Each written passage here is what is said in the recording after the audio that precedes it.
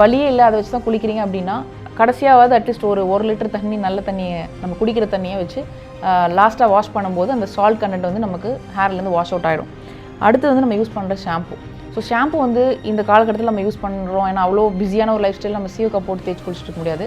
அடுத்து சீவக்காய் ஏன் யூஸ் பண்ணாங்க அப்படின்னா நம்ம எண்ணெய் தேய்ச்சி குளிக்கும் போது அந்த எண்ணெய் வந்து பிசு தலையில் இருக்கக்கூடாதுன்னு போட்டோம். பட் இன்றைக்கி நம்ம எண்ணெயை தேய்க்காமல் சீவக்காய் போட்டால் கண்டிப்பாக முடி கொட்டும், ஏன்னா அது மொத்தத்தையும் ட்ரை பண்ணிடும் ஸ்கேல்ப்பை. ப்ளஸ் நிறைய பேர் கிரே ஹேருக்கு மெஹந்தி போடுறாங்க, அதுவும் ஹேரை வந்து ரொம்ப ட்ரை ஆக்கிடும். ஸோ அதனால் முடிஞ்ச வரைக்கும் வந்து சீயக்காய் வந்து எண்ணெய் தேய்ச்சி குளிக்கிற அன்றைக்கி மட்டும் யூஸ் பண்ணிக்கலாம், இல்லை எண்ணெய் தேய்ச்சி குளிக்கிற அன்றைக்கி ஷாம்பு தான் யூஸ் பண்ணணுனாலும் பண்ணிக்கலாம். ஏன்னா ஆண்களோட ஒரு செக்ஷுவல் ஃபீச்சர்ஸை வந்து டிசைட் பண்ணுறது டெஸ்டோஸ்டரான் தான்.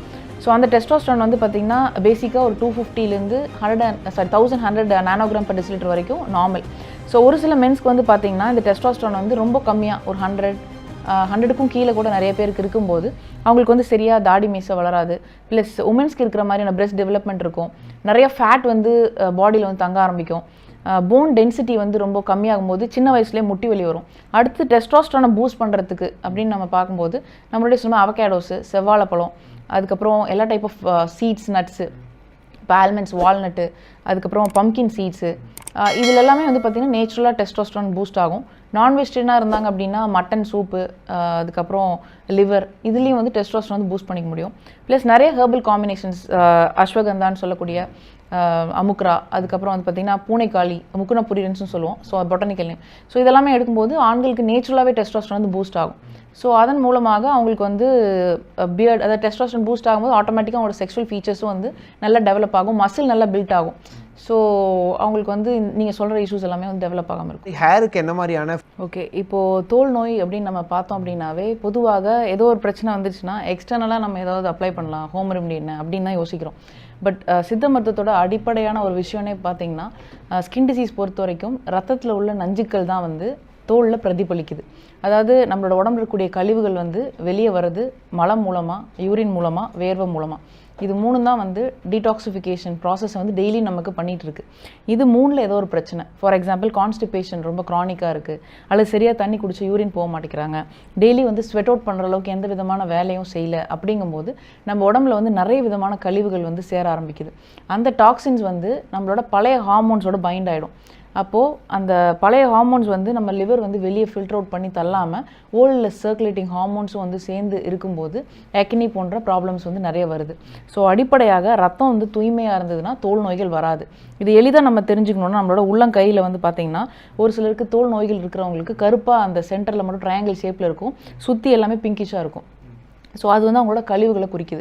இப்போ நம்ம டாக்ஸின்ஸ் எல்லாம் ரிமூவ் பண்ண ஆரம்பிச்சிட்டோம், ஒரு தடவை பேதிக்கு எடுக்கிறோம், அல்லது பிளட் பியூரிஃபிகேஷனுக்கு இப்போ அருகம்புல் சாறோ, அல்லது வந்துட்டு நெல்லவாரை மாத்திரையோ, அல்லது வந்து கடுக்காய் பவுடர் வந்து டெய்லியும் நைட் எடுக்கிறது மூலமாகவோ, இப்போ ஃபார் எக்ஸாம்பிள் டாக்ஸின்ஸை யூரின் மூலமாக வெளியேற்றணும்னா நீர்மூழ்கி கஷாயங்கள் போன்ற விஷயங்களாக எடுக்கிறோம், அல்லது வேர்வை வந்து இன்டியூஸ் பண்ணக்கூடிய சுக்கு, மிளகு, திப்பிலி, இந்த மாதிரியான நேச்சுரல் மெட்டபாலிசம் இன்க்ரீஸ் பண்ணுறதுக்கு, பிளட் சர்க்குலேஷன் இன்க்ரீஸ் பண்ணுறதுக்கான விஷயங்கள் எடுக்கும்போது வேர்வை பெருக்கியாக அது வந்து நமக்கு ஆக்ட் ஆகும்.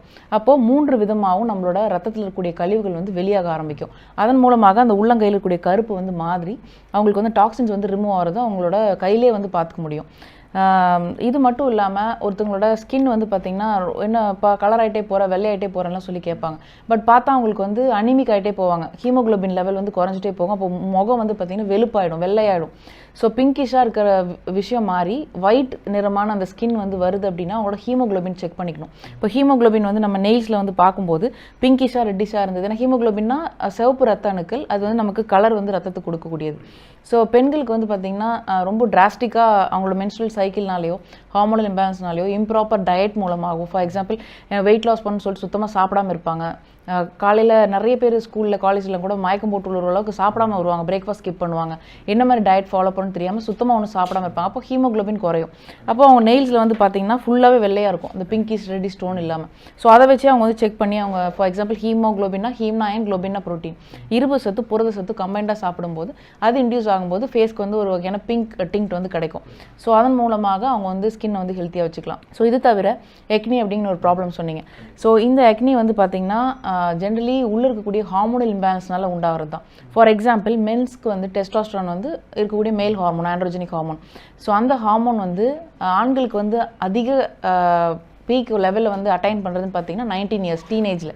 ஸோ அந்த டைமில் வந்து மென்ஸ்க்கு வந்து ஆக்னி வந்து நார்மலாக வரும். ஸோ அது வந்து சிம்டம் ஆஃப் டெஸ்டோஸ்டரோன் வந்து ஹையர் லெவல். ஸோ இதே டெஸ்டோஸ்டரோன் வந்து பெண்களுக்கு பிசிஓடி ப்ராப்ளம்னால அதிகரிக்கும் போது பெண்களுக்கு வந்து ஆக்னே வரும். ஸோ அந்த எக்ஸஸான டெஸ்டோஸ்டரோன் தான் வந்து நார்மலாக வந்து பிம்பிள்ஸ்க்கு வந்து ரெஸ்பான்சிபிளாக இருக்குது. இதை தாண்டி ஒரு சிலருக்கு எக்ஸ்டர்னலாக ஒரு சில இன்ஃபெக்ஷனாலையும் வந்து பிம்பிள்ஸ் வரதுக்கான வாய்ப்புகள் இருக்குது.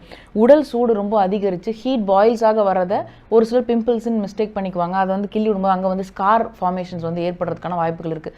ஸோ அதர் தென் ஹார்மோனல் இம்பேலன்ஸ் ஒருத்தங்களுக்கு வந்து எக்ஸ்டர்னலாக வந்து வருது அப்படிங்கும்போது அவங்க ஃபேஸ் வந்து ஆயிலியாக இருக்கா இல்லையான்னு பார்க்கணும். ஸோ யூஸ்வலாக ஃபேஸ்க்கு வந்து ஆயில் கண்டென்ட் கண்டிப்பாக நல்லது. அந்த சீபம் செக்ரீஷன் இருந்தால் தான் நமக்கு வந்து ஸ்கின் வந்து நல்லா டெக்ஸ்டர்டாக இருக்கும், ப்ளஸ் அது நல்லா மாய்ஸ்சரைஸ்டாக இருக்கும். இல்லைனா அது ட்ரை ஆகும்போது சீக்கிரமாக ரிங்கிள்ஸ் வர்றது, ஏஜிங் வர்றது